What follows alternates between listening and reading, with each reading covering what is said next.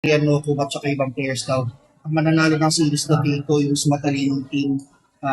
Ano kailangan yung gawin para mas mautakan nyo yung Hinebra come Game 6?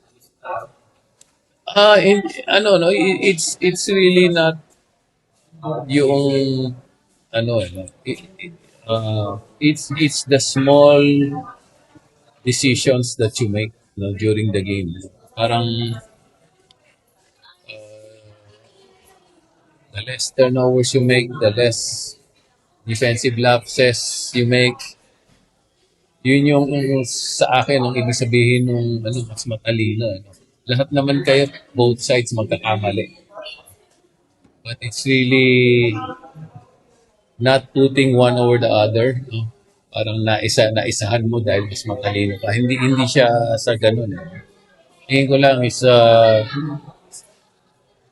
make fewer mistakes. You will still make mistakes, but if you can make fewer mistakes, then this next two games, hopefully kung may may game 7 pa, will still be very close and they will be won on the margins. And ang Ginebra advantage nila is they're very experienced. They're very experienced team.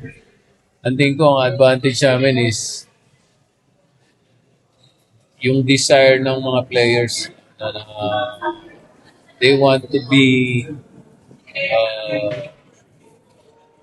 in a situation where they will be challenged. Ito yun. Yung mga players na to, this is what they signed up for.